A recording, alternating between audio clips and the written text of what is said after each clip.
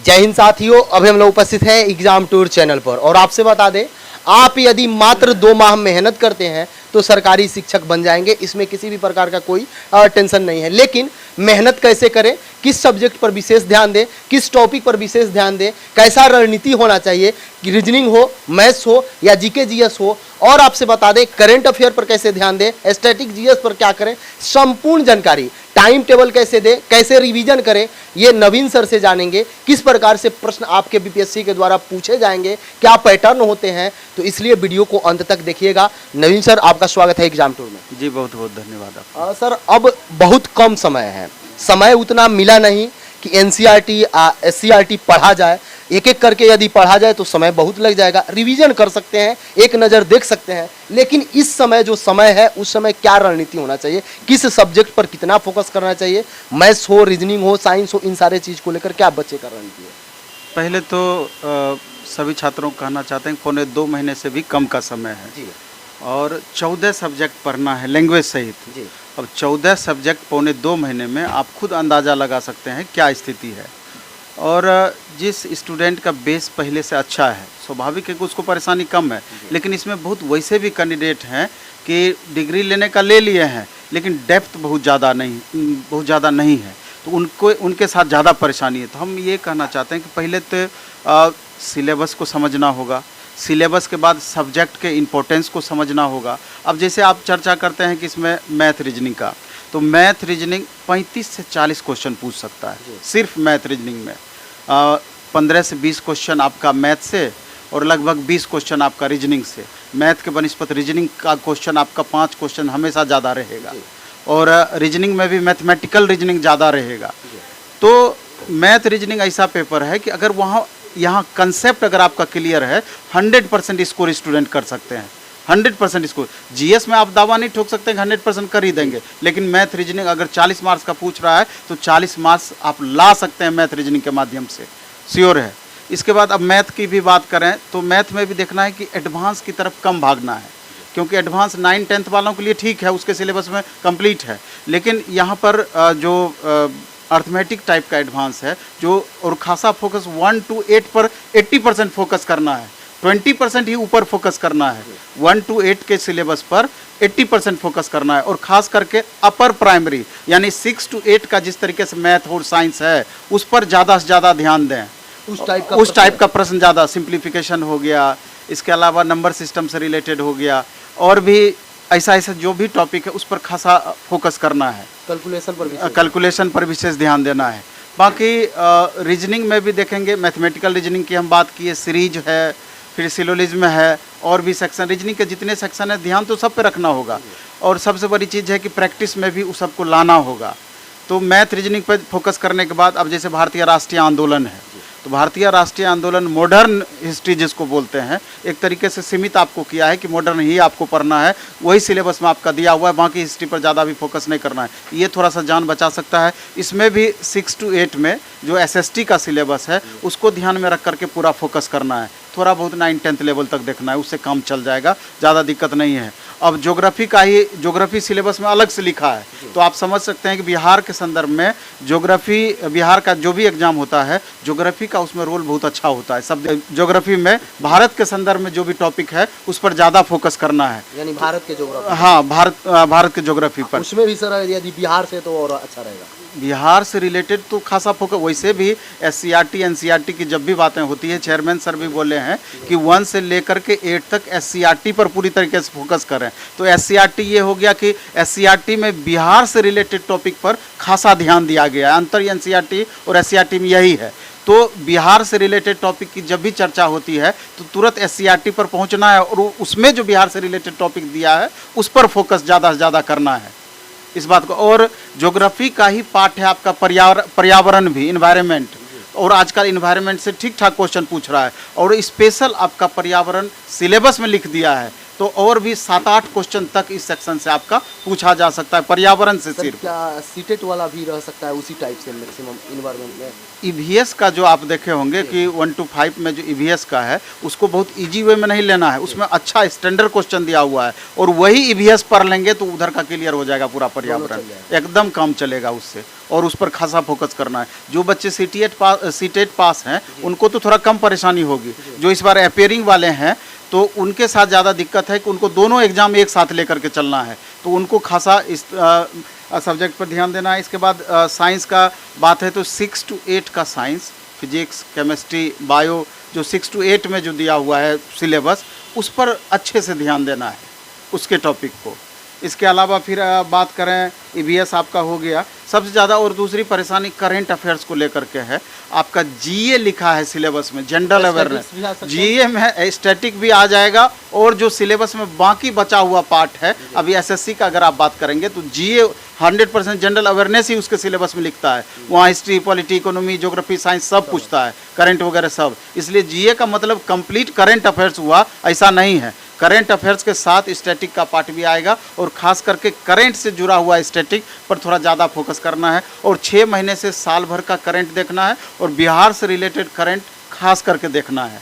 अभी जो वर्तमान घटनाक्रम चल रहा है या जो भी बिहार से रिलेटेड घटित हुआ है महत्वपूर्ण सब चीज़, तो उस पर ज़्यादा से ज़्यादा फोकस करना है। और सबसे बड़ी बात है इतना देखने के बाद कि निगेटिव पर कंट्रोल करना है, क्योंकि निगेटिव के मामले में अभी ये क्लियर नहीं है कि 1/3 होगा या 1/4 होगा। लेकिन हमारा मानना है कि जिस तरीके से हेडमास्टर वाला एग्ज़ाम कंडक्ट की थी बीपीएससी, वहाँ पर जो किरकिरी हुआ तो कहीं ना कहीं बीपीएससी भी बड़ा सोच समझ करके इस बार क्वेश्चन सेट करेगी।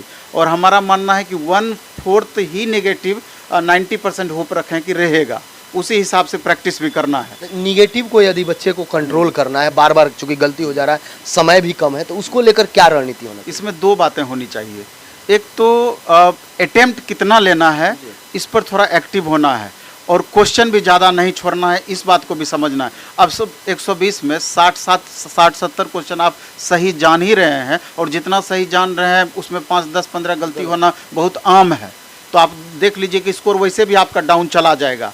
1/4 निगेटिव जहाँ भी रहे, पहले तो देख लेना है एग्जाम की निगेटिव कितना है। अगर 1/3 होगा तो जहाँ 50-50 है वहीं आपको अटेम्प्ट लेना है एक्स्ट्रा, जहाँ 50-50 है 1/3 में। लेकिन 1/4 है तो थोड़ा एक्स्ट्रा अटेम्प्ट आप ले सकते हैं, क्योंकि 4 गलत होगा तो 1 मार्क्स कटेगा, लेकिन 4 में 1 भी सही हो गया वो बराबर कर देगा और 2 सही हो गया तो आपको प्लस में लेके चला जाएगा। उतना ही मेरा दुर्भाग्य रहेगा कि 4 अटेम्प्ट लेंगे, चारों गलत हो जाएगा।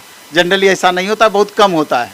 तो इसलिए अटेम्प्ट तो होना चाहिए स्टैंडर्ड। और क्वेश्चन का लेवल भी ये नहीं घबराना है बीपीएससी ले रहा है तो बहुत टफ दे देगा, ये वो बात नहीं है। हुआ है, टेंशन चल रहा है। नहीं। और 1-2 सर समस्या है। अब जो विद्यार्थी बोल रहे हैं, चूंकि अपेयरिंग वाले सीटेट को भी मौका दे दिया गया है और वो अपेयरिंग में है, तो उनका तैयारी थोड़ा सा इन लोगों से अलग है। बहुत सारे ऐसे अभ्यर्थी जो 2 साल पहले पास किए, 3 साल पहले पास किए, वो अब कंपटीशन का लेवल थोड़ा सा बढ़ गया है यदि देखा जाए पहले के मुताबिक। और दूसरी समस्या ये है कि 50% 1 to 5 में आरक्षण भी है महिला को लेकर, तो इन सब भी बहुत ज्यादा प्रभावित करेगा।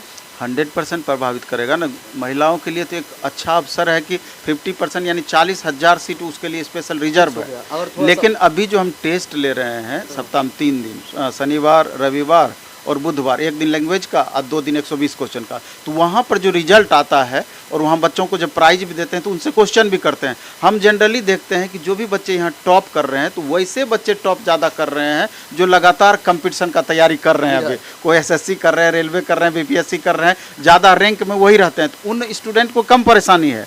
लेकिन वैसे स्टूडेंट जो स्पेशल समझिए कि अभी बीएड किए हैं, सीटेट किए हैं, तो इस टाइप और सिलेबस में बदलाव आया है तो कंप्लीट जो सीडीपी वगैरह हटाया है, तो उन स्टूडेंट के साथ ज़्यादा परेशानी बढ़ा है और कंपटीशन वाले स्टूडेंट को ज़्यादा फ़ायदा हुआ है। तो इस बात को ध्यान रखना है और उसी के हिसाब से अपना मेहनत बढ़ाना है। 1.25 महीने में 14 पेपर कंट्रोल करना अपने आप में बड़ी चुनौती है। और दूसरा एक चीज़ और हम कहेंगे कि लैंग्वेज पेपर को भी इग्नोर नहीं करना है। लैंग्वेज पेपर हिंदी और इंग्लिश है।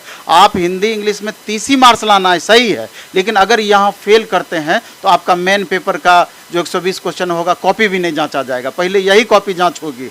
इसलिए इस पेपर पर भी खासा फोकस करना है। मानते हैं कि जिस तरीके से चेयरमैन सर बोले हैं कि इंग्लिश के लेवल को थोड़ा हम कम कर देंगे, लेकिन हिंदी के लेवल को हम बढ़ाएंगे, तो उस पर एक्टिव हो जाना है, अटेंशन में स्टूडेंट को रहना है, हिंदी को लेकर के खास करके। सर अभी जो समय है, इस समय जो भी अभ्यर्थी हैं वो बहुत सारे नया नया कंटेंट पढ़ रहे हैं कि नया पढ़ा जाए, मैक्सिमम प्रयास करें, ये घातक हो सकता है? हमको लगता है कि सीमित पढ़ाई करें। एक पहले से आप डिसाइड कर लें कि आपके लिए बेहतर क्या हो सकता है, कम ही बुक रखें और लेकिन उसी को बार बार पढ़ें।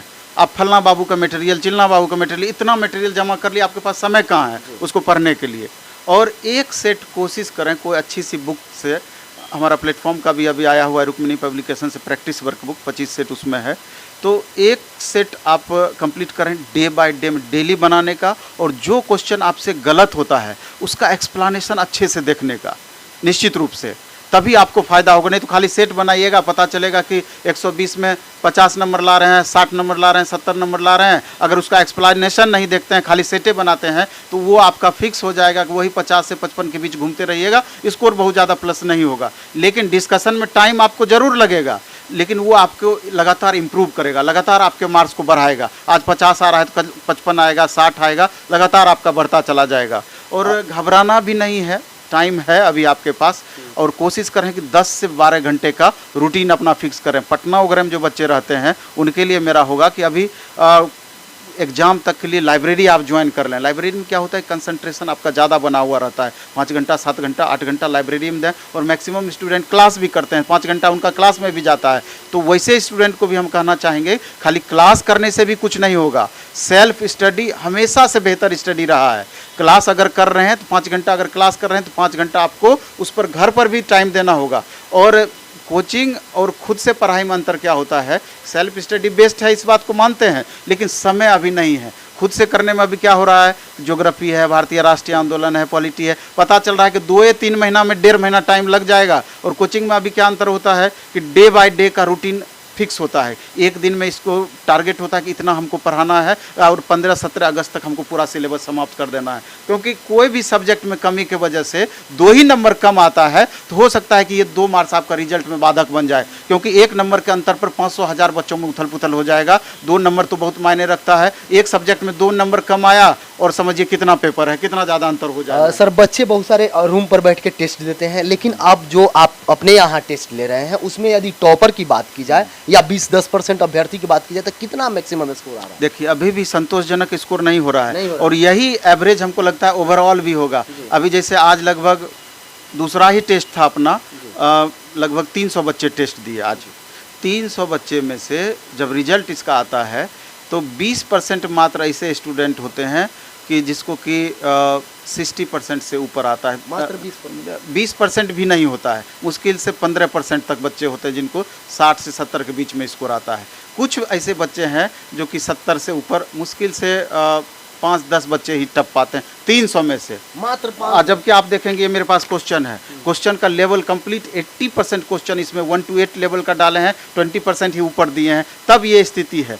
तो मेरा ये कहना है कि 65 से 70% अगर आप स्कोर कर पा रहे हैं मेरे सेट में, तो 100% गारंटी है कि आपका रिजल्ट नहीं रुकेगा।